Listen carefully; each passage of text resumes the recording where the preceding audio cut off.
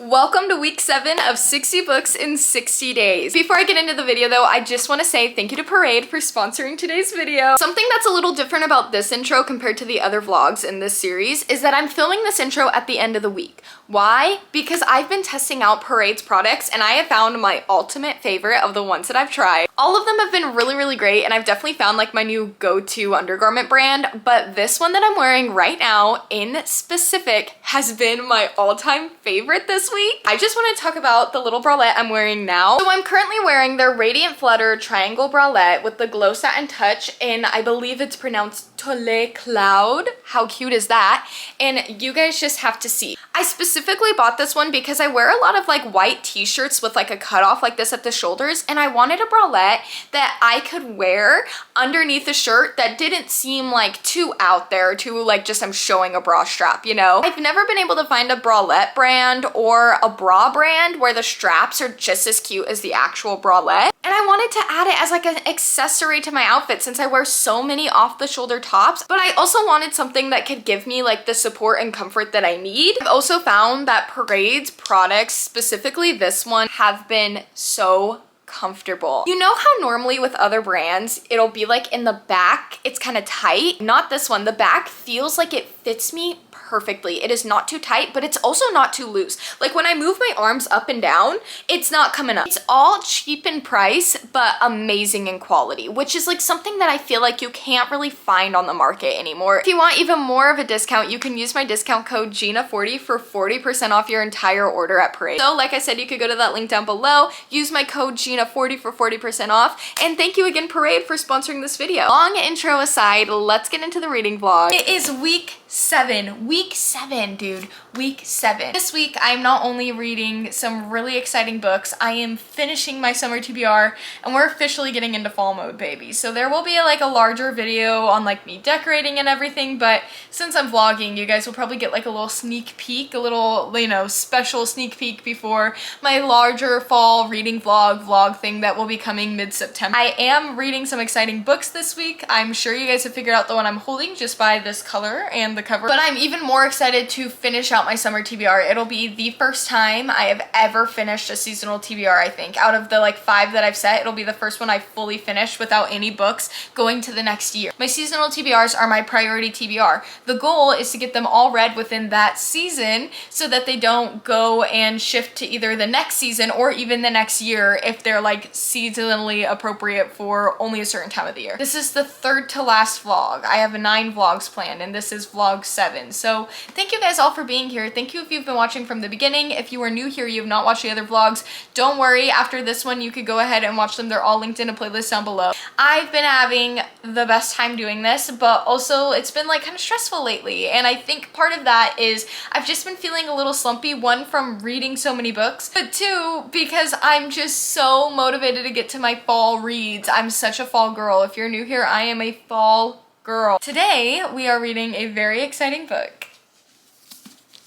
I cannot believe I haven't picked this up yet. Everyone says if you like People We Meet on Vacation, you're gonna love this. And People We Meet on Vacation is my favorite Emily Henry book. I like pretty much all the books I've read by her. I've read like all of her newer published books, like you know the ones from like Beach Read on. I like Beach Read, I like Happy Place, I really enjoy Book Lovers, but I'm more of like a People We Meet on Vacation girly. Like that is my favorite one. And people keep saying if you really like that one, you're gonna like this one. It's not like too late in the day. I think, what time is it? It's 8:03 p.m. currently. I'm hoping to be at least in bed by 10. I don't think I'll be finished with this book by 10, but I think I will be at least reading in bed and I'll be happy. I've literally been in bed all day though, like just chilling, vibing, having like a nice little me day that I'm not letting myself feel guilty about. Let me just say, yup, yes. I'm on chapter 4. I'm 31 pages in. I've obviously like showered and changed and stuff into different pajamas than the other pajamas I was wearing. It's one of those days. We're not going to talk about it. This book, dare I say this may be a 5 stars. I know this book hasn't been getting as much hype and I feel there might be like the internal bias of like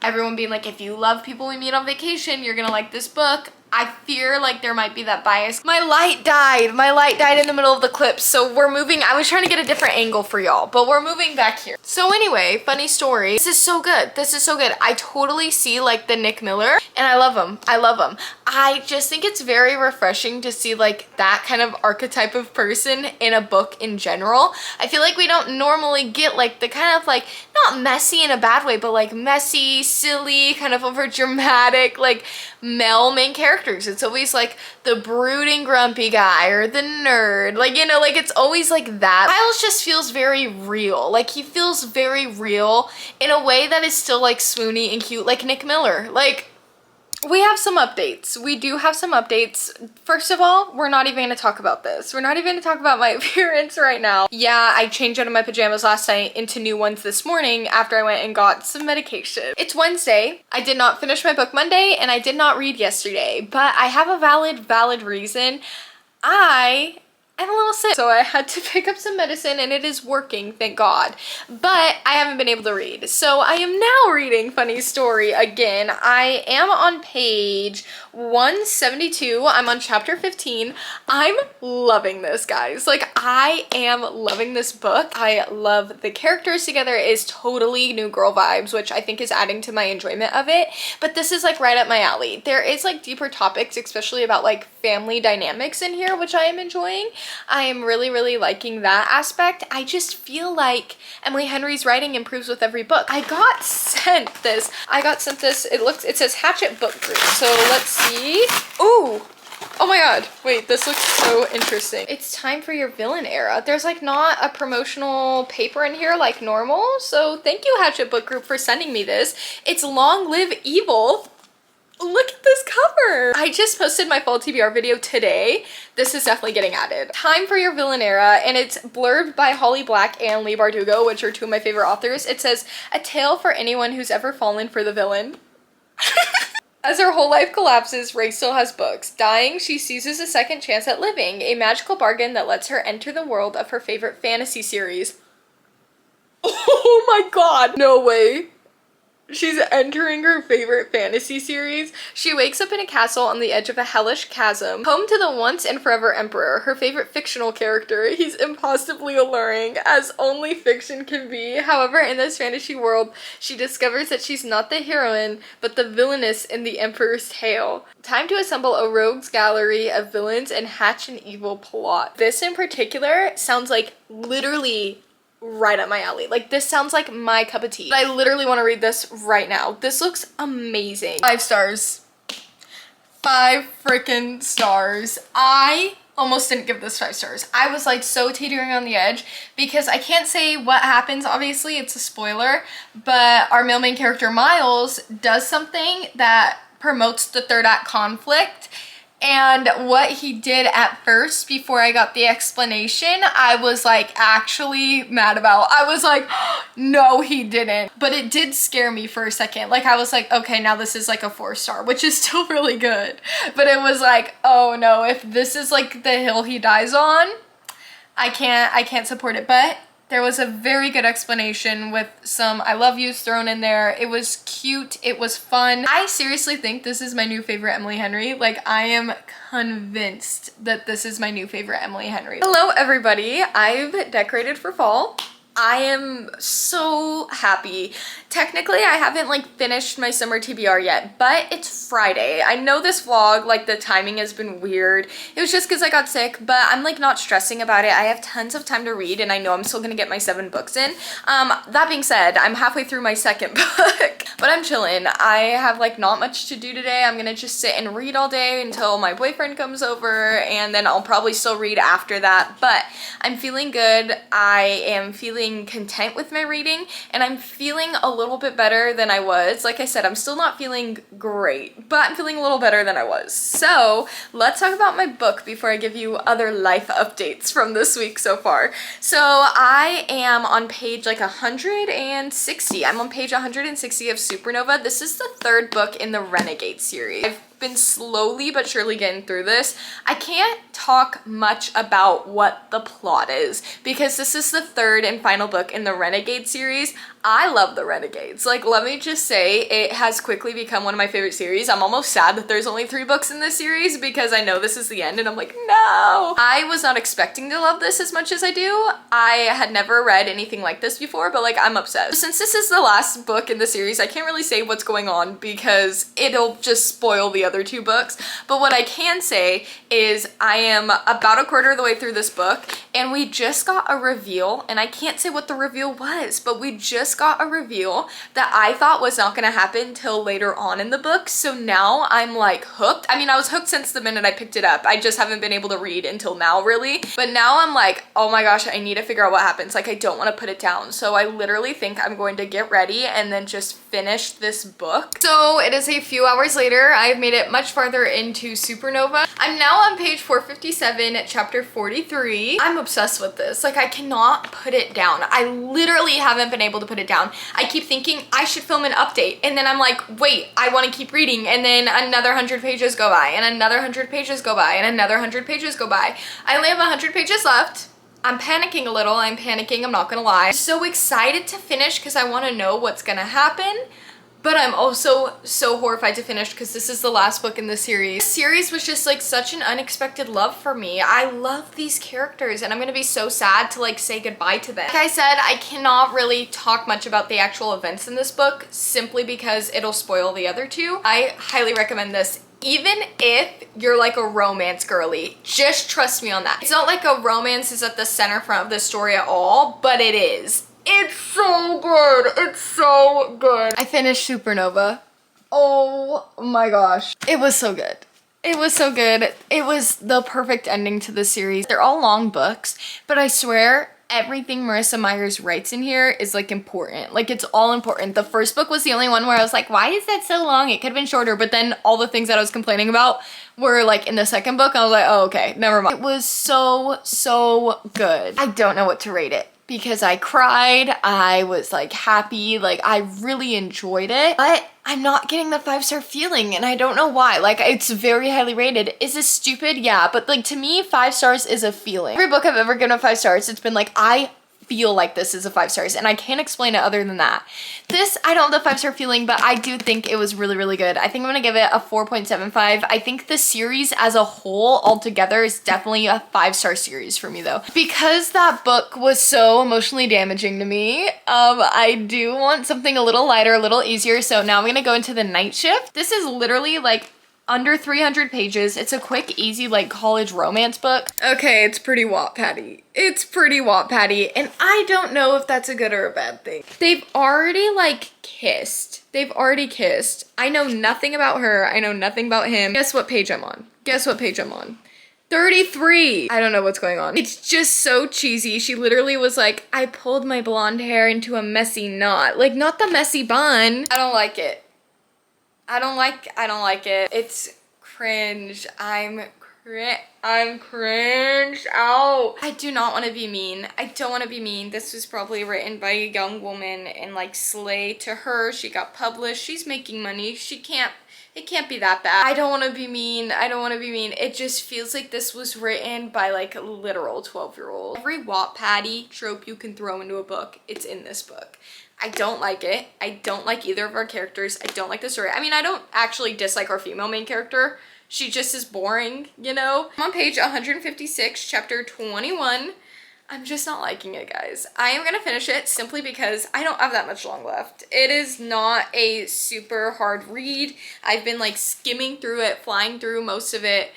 I'm just like, it's not my favorite. I'm gonna finish it now and then we'll see how I feel. It's not like a 1-star territory yet. I'll give it that. It's a 2 stars. I'm sorry. That's like kind of me being nice too. I thought it felt like very rushed and the writing was just like messy. Like the plot was just messy. Neither of the characters had a personality. Why am I even giving this 2 stars?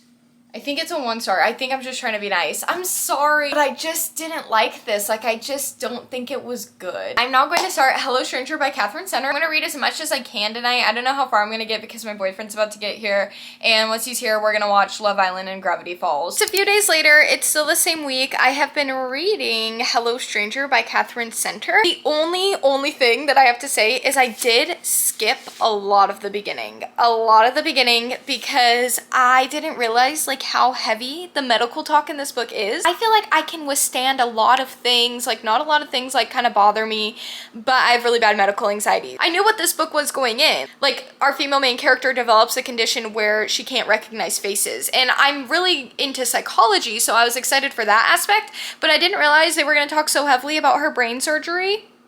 I didn't like that. But I am now into the actual story and I am liking it. I know people have said this, but a lot of people have talked about like, yeah, the romance is a big part of it. It's technically a romance book, but it is like a lot about her condition. It's really difficult for her and it's pretty interesting. This is my first Catherine Center book, so I'm really happy to be getting into it now. And how many pages am I into this? I'm on chapter 8, page 85. I'm like almost exactly halfway through Hello Stranger. I'm liking it. I am. I also feel like I'm not liking it as much as other people do, and I always feel bad when that happens, especially when it's like a book that like, it's not even like really hyped, but it's a book that like a lot of people have the general consensus that it's really good. I don't think it's bad by any means. Like, it's still definitely like in 3-star territory, like somewhere between there. But I don't really enjoy how these characters are written. Not so much the story, it's not so much like the romance. I'm liking all those things. The plot is good. It's just straight up every single character in this feels like an archetype. You have the mean girl, you have our awkward quirky girl, you have like the hot doctor veterinarian, but doctor, like, you know what I mean? Like, everyone is such a stereotype. Like, they don't feel like people. It just feels like very stereotypical for each character. The biggest one is the stereotypical mean girl. Every time she comes on, I'm like, I don't even believe that this is a real person. Guys, I didn't really like this book. I'm not gonna lie to you guys. I did not really enjoy this book. Okay, it's not that I didn't like it. I still gave it a 3 stars. It was good. It was well written, like I was saying. Like, I liked the story. I liked the plot. I just don't like any of the characters, including our main character. She was just really like, okay, she went through something horrible. Don't get me wrong. Like, let's, you know, preface with that. But she's just was so whiny the whole time, even before, and just like very annoying, and I don't know, I didn't like it. I didn't like it because of the characters. The plot twist at the end did kind of get me. I was kind of smiling, I was kind of giggling. Like, that was like a nice little twist that I wasn't expecting. But I don't know. I know this is a work of fiction, but a lot of aspects of this book felt just way too unrealistic to where like it was hard for me to like suspend my disbelief. The next book I will be reading is City of Bones. I'm so nervous about this. This has been on my TBR for over a year, so it is high time that I read it. Oh, I also forgot to tell you guys, this was the last book on my summer TBR. I'm officially done with my summer TBR. We're starting our fall TBR, woo! So what I was gonna say is City of Bones is our official first book on our fall TBR. I'm really excited about that. This is giving fall time. This is giving like spooky. As you can see, I've decorated. You guys saw, I decorated. I'm in the fall mood. I'm burning a fall candle.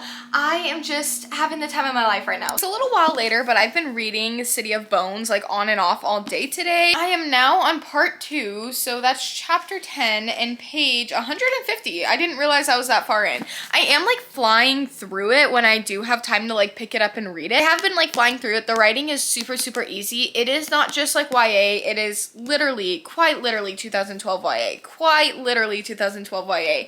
And if you have read any like 2012 YA, you know the writing is just like boom, boom, boom, boom, boom. So fast paced. Like, that's just how they all are. I am enjoying this. I'm liking it. I'm having a really good time. It is so cheesy though, but I'm almost like a little touched by the cheesiness. Like, it almost feels nostalgic because I was 12 in 2012.